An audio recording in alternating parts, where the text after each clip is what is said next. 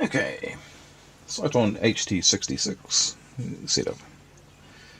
So I tried taking the eye cap off. It doesn't come off. It broke at all. So I've had to get a bit creative in fixing it. But that's right. So tips. There's an O-ring here. What I've done is I've gone and overly greased it with Vaseline. So what that's going to do is it's going to help seal it against moisture, so that way it helps prevent both lenses fogging up.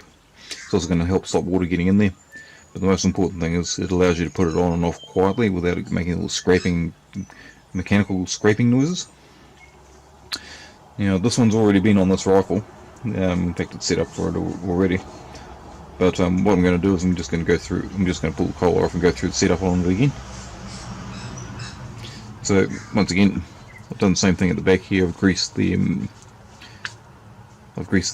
cap here, and the battery for this is your standard. It's a INR 18650 25R. You get them from JCar.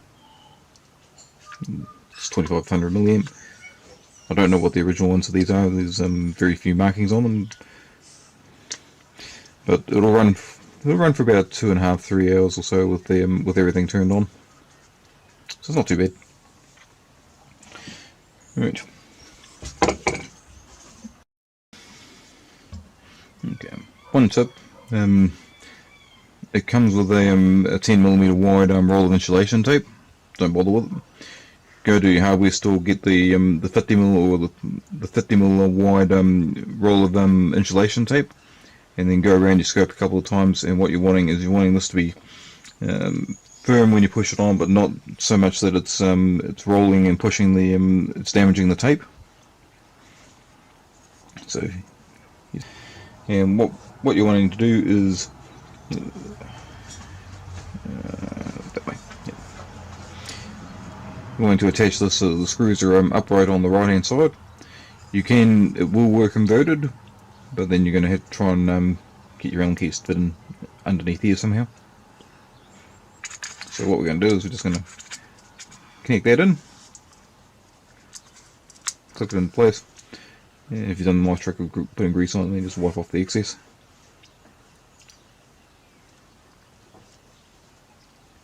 Like so. Right, and this is the important thing. Don't go pushing it all the way forward until it stops. You need to. This is the reason why I've done this entire thing in the tape, because each scope has a different eye relief. So this one, for example, the eye relief's back here. So you need to set this backwards or forwards in order to get the correct eye relief. If you go too far forward, it's exactly the same as when you look through the scope and you get the image going from filling the scope, and then it'll just narrow down to like a little pinprick that keeps moving around. And the same goes if you go the other way. It's basically the same as if you have your head too close to the scope. You can try it before you mount it, and then if you go too far forward, you'll see that it's out of focus. The image is not right, and if you go too far back, the image isn't right. Same when you put this on. So I'll go through. I'll add it in later, but what you need to do is you need to go slide that on. Yeah, theoretically this should be a bit easier because it's already been on here. You're right.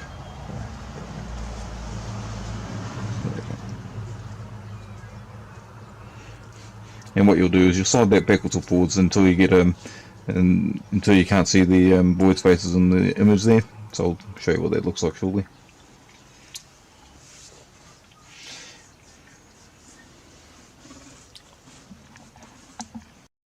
Okay, there we go. So we've tightened down those two screws there after we've lined it all up. So when we lined it all up, yeah, we'll try. Okay, so see how there's no halo in the corners?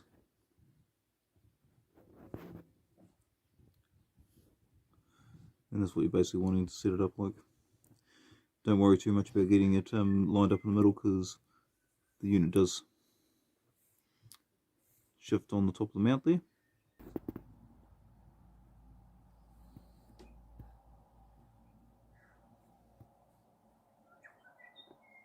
So you focus the reticle.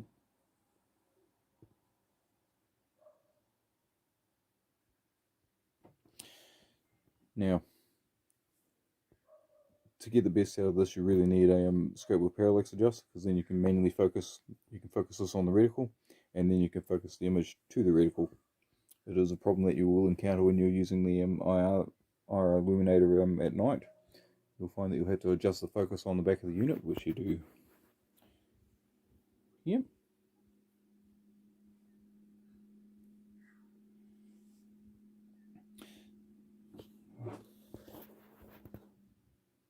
Because if you focus it too much one way, like this, you lose the reticle. And if you go too far the other way, you also lose the reticle. So there we go. So it's catch-22, because you can get the, at this distance it's shorter than what the scope's actually set up for, but you can see that you can get the scenery into a very sharp focus, but you lose the reticle as the catch. And then when you bring the reticle back in. So next up, what we've got the zoom feature. That's that one there. Quite like this. So what you can do is you can zoom in on the reticle. See?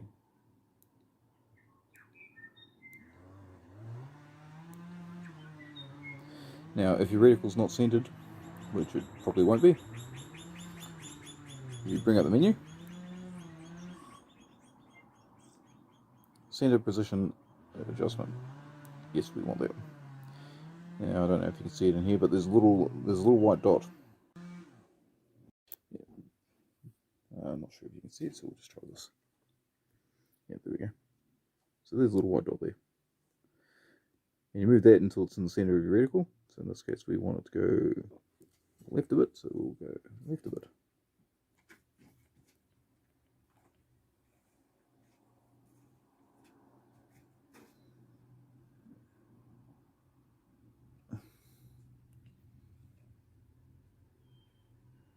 Yep, pretty much in the center there. And what we need to do next is we need to use the top button, scroll across till it says save. Use IR button there, press it once. Now save yes.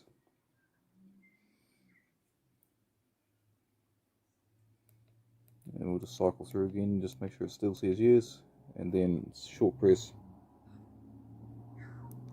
on the rear button to save the coordinates, and yep, then you're all set to go. And now when it zooms in, it's going to zoom in on the center of the reticle.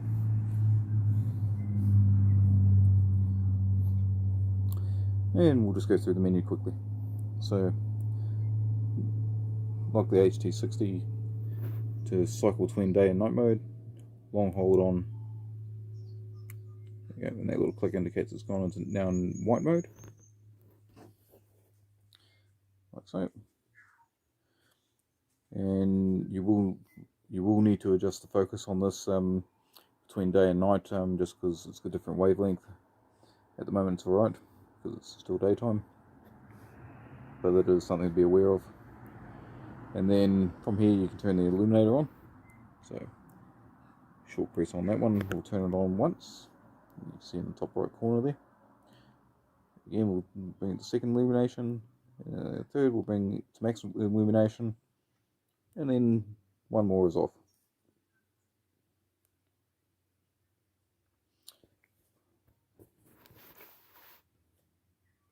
That's the illuminator on top there.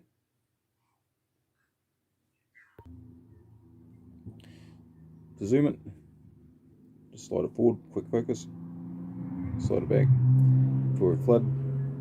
You can turn it, but it doesn't actually have a thread on it, so it doesn't matter. These screws here are to adjust the laser. So it does have a laser pointer on it there. Yeah, there we go. Yeah, laser sights there.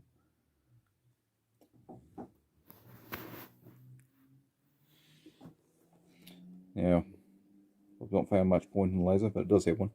So if you want to turn the laser on, and this is where it gets fun. Don't go doing your menu settings when you're pointing at an animal, because if you press that once, laser's on.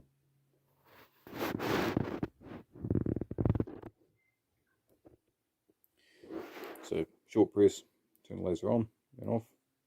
Long hold will access the menu. This button here is your zoom, record, and then day, night, or infrared mode, basically. That's what that is. So what I'm going to do is I want it in day mode now, so I'm just going to hold that down. There we go. And we're back in day mode. Easy as that. And then the menu.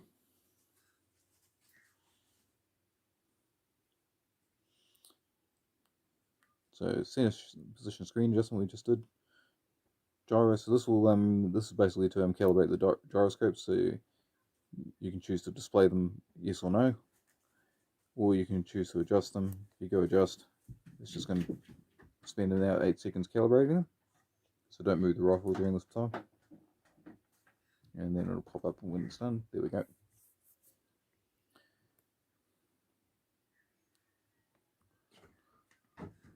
Power on, default zoom. So when you turn the unit on, this is the default power setting.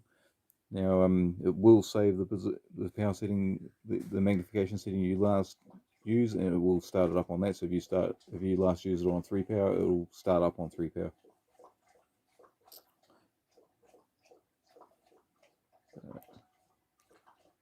There's the options, so you can go 1 power, which is what it's at the moment, and then you go all the way up to 3 power,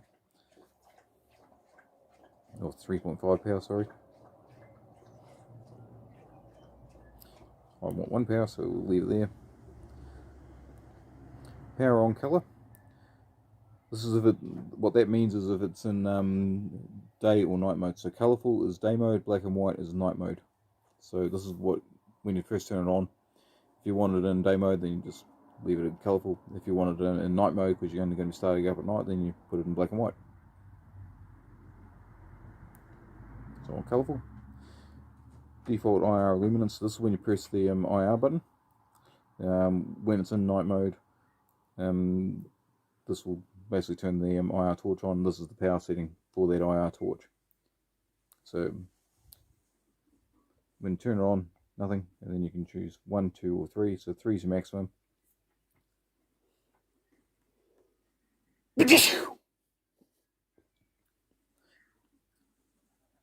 And I don't want it to come on at all because you can see it.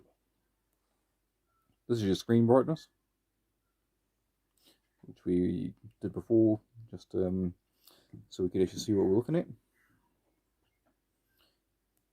Auto record, so this will turn on the basically the one-shot record, the one-shot recording. So you fire, it'll start recording. Well, it's recording constantly, but it'll save 10 seconds before you fire, and then it'll save up to a minute after you fire.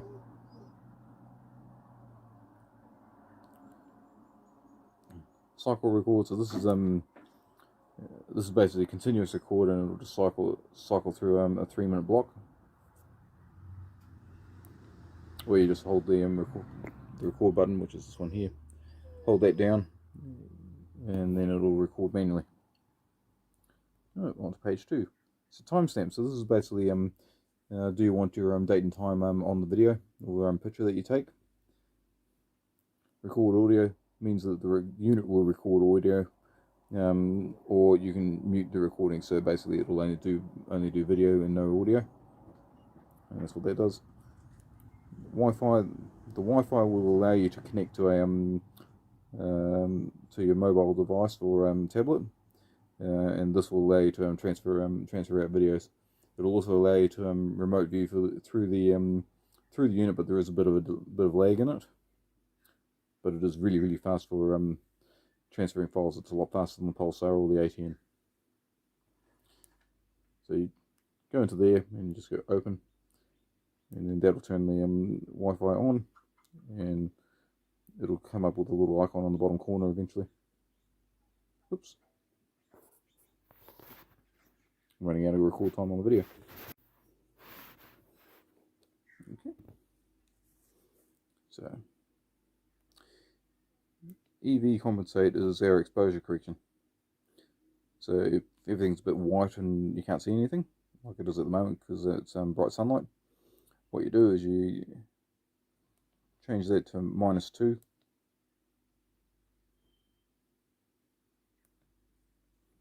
And then you can actually look around at things. So, there we go. Bright things like that you can see. You need to adjust the focus to focus on them properly. Labrador.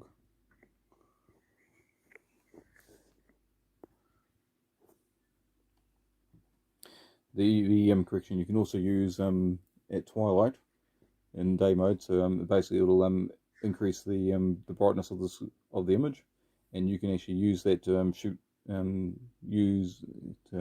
basically use daylight mode for an extra 10-15 minutes past what you'd normally be able to, and then you can switch over to night mode at any time.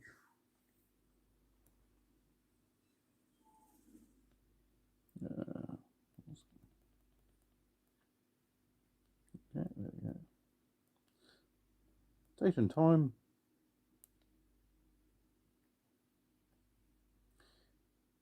Well, at least it's got the right date and time.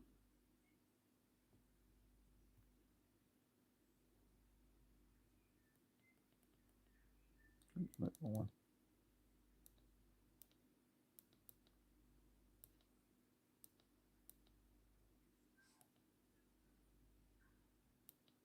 There we go.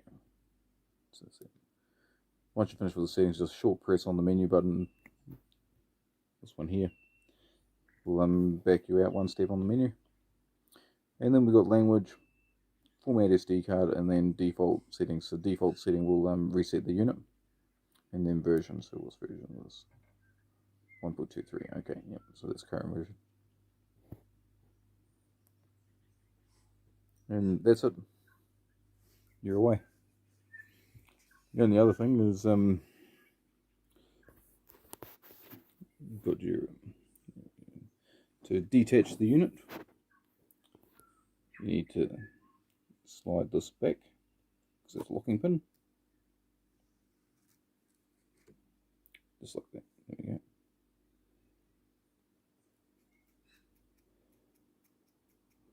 Okay.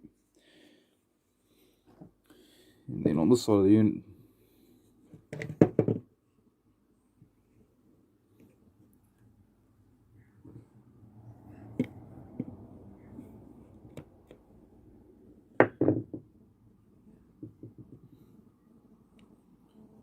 we have a SD card, the USB Type-C slot for charging it, and then the HDMI out. To turn the unit on, the power button's at the front here, and then short press will turn it on. If the unit's running, a short press will also turn the screen off, put it in standby mode. But you can see by the red light on top, the unit is still powered, so you need to be careful about that. And then long hold to shut it off, that will flicker off, and now the unit's powered down. And that's it. Easy as that.